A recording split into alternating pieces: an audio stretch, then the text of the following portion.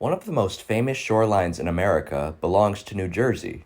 In the summer months, areas like Long Beach Island, Ocean City, and Cape May are absolutely packed, a phenomenon that was intensified by the Jersey Shore TV show. For amusement park goers flocking to this region, Wildwood is undoubtedly the star of the show, featuring 3 different piers with all sorts of amusements.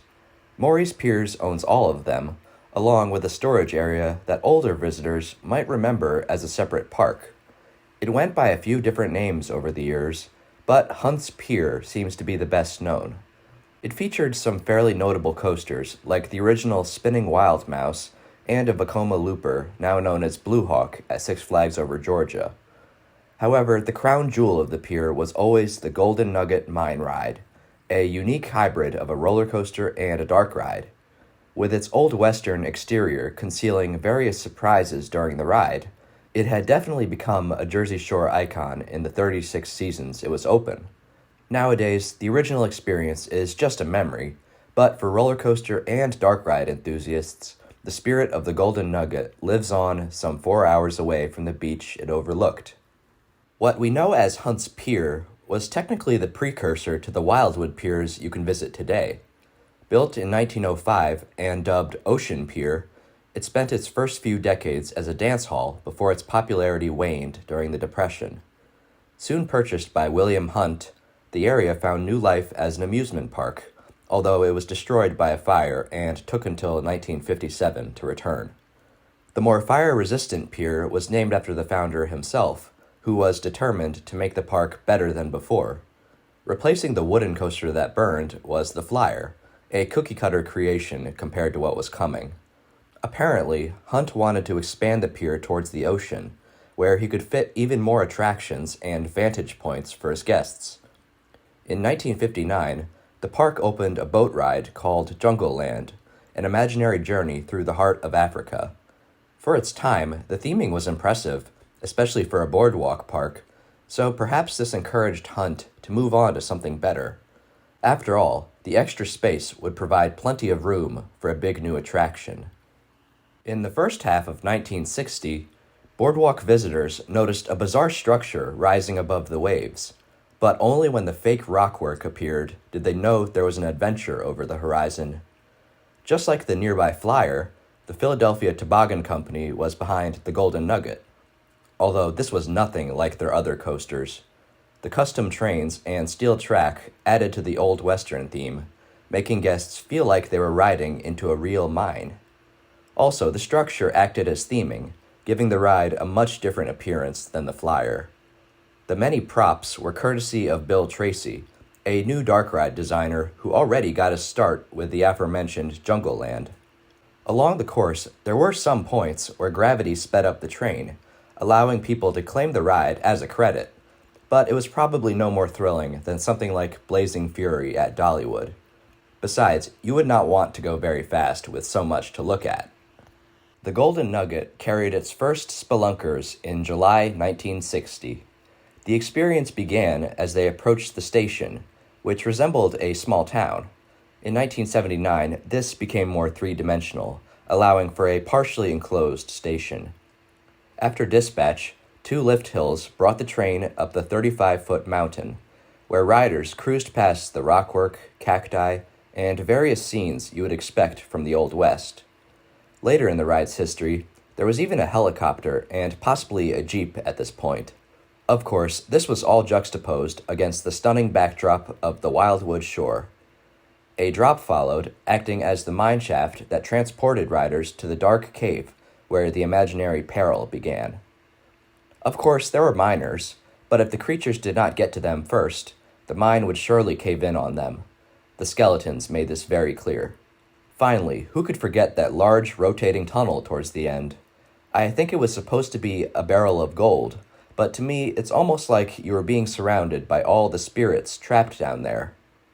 Soon, you were greeted by the Wildwood sun, and perhaps your mother, who decided to sit this one out. For over 30 years, the Golden Nugget was continually operated, and the more unsuspecting riders it scared, the more iconic it became. It was almost like a second-hand attraction from Disneyland, and with Jungle Land nearby, Hunt's Pier was clearly a cut above the more generic boardwalk parks. That being said, the original park did not last. In the 80s and 90s, it changed hands a few times, even shutting down for a few years after its time with Conklin shows. The future was looking bleak, but in 1995, the owners of Atlantic City's Steel Pier intervened, so not all hope was lost. The following season, the pier was rebranded as Dinosaur Beach and received some mild theming. Most notably, some dinosaur figures were added to the Golden Nugget, which apparently was not popular with older fans of the ride. At the time, it might have been seen as a desperate attempt to cash in on the Jurassic Park hype. Whatever the case, the park was unable to bank on this iconic ride or their other attractions. After only 3 seasons, Dinosaur Beach was bought out by the more successful Maurice Piers. No rides would be added, although I recall a rumor involving a wooden coaster that would cross over from a different pier to this one. But years went by, and the Golden Nugget didn't go anywhere. Evidently, Maurice Piers was toying with some ideas for the old ride. Would it be restored to its former glory? Would it be converted into a new attraction? Or would the park simply get rid of it? Perhaps it was more profitable to play it safe and focus on their other piers. Besides, it didn't help when asbestos was discovered in the ride's walls. Still, this didn't stop preservationists from contacting the park, since the final decision was constantly being delayed. Maurice Piers even held a poll in 2005 to gauge people's interest in the attraction. Unfortunately, due to New Jersey safety regulations, the park determined in late 2008 that removal was the only feasible option. So a farewell ceremony would be held the following month. Speakers included the park president, the owner of Philadelphia Toboggan Coasters, and a representative from the American Coaster Enthusiasts. Unlike many defunct coasters, the chance to ride one last time was gone, but the park at least offered the next best thing, getting up close and personal. People lined up for 2 blocks just to explore the enclosure, check out all the props, get their pictures taken in the mine carts, and even take home a piece of the ride. Even for those who never rode it, it was truly a proper send-off for a Wildwood classic. Some may have seen it as the end, but a new chapter was just beginning. Even though the enclosure couldn't stick around, Maurice Piers planned on salvaging some of the props, while Amusement Today had just reported that the trains and track were going to Knoebels. Given that park's history of preserving older rides, I like to think I would have called it back then, although I could imagine some people questioning this decision since the park's Flying Turns coaster still wasn't open yet. According to Dick Knoebel, the goal was to update the ride for its new setting while still honoring its legacy. Later, spokesman Joe Moscato stated the ride would not be reproduced as it once was. Meanwhile, next to the park's log flume was the Anthracite Mining Museum, which was dedicated to the area's history of coal mining. A nickname for anthracite is Black Diamond, which was the new attraction's rumored name until it became the official name when the mining theme was revealed. In 2010, the enclosure for the Black Diamond began to rise, and when this process was complete, you might have noticed that it was taller than the mountain housing the Golden Nugget. This meant that the entire upper section of track would be enclosed. Plus, the building would also cover up the shorter sections that were previously outdoors. These modifications not only made the Black Diamond more of a dark ride than before, but they also protected it from inclement weather. Originally expected to open early in the 2011 season, the Black Diamond was delayed twice, not making its debut until fall of that year.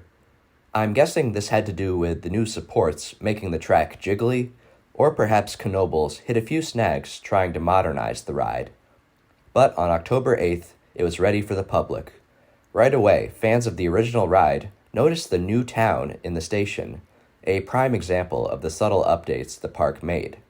Along with the rest of the theming, this was appropriately created by JMM Studios, whose founder had worked for Bill Tracy. After ascending the lift hills like before, the first sight is a miner with a mule, an animal that often spent its entire life in the mines. However, my favorite visual on this floor has to be the skeleton with a dead canary, its death being a signal that gases were building up. As you progress, the sounds and scenery get creepier, once again making the experience more of a story than just an average haunted house. Perhaps the most important nod to the original ride is the rotating tunnel. While Knoebels kept the turning mechanism and rebuilt the tunnel, the end result is just as trippy as ever. As you disembark, another of the park's relocated gems is just a short walk away. The Golden Nugget was truly a New Jersey classic, surely making Hunt's Pier the envy of similar parks, and maybe even Great Adventure. I was only a little kid when it closed, and my family never took me to Wildwood back then. Along with Lightning Loops, it's one of the first rides I would experience if I had a time machine. But until such a device is invented, a trip to Knoebels really is the next best thing. Few parks are so committed to the historical aspect of these rides. The decision to gamble on something left for dead, rather than playing it safe with a modern thrill ride, is what kept part of the New Jersey amusement park experience alive.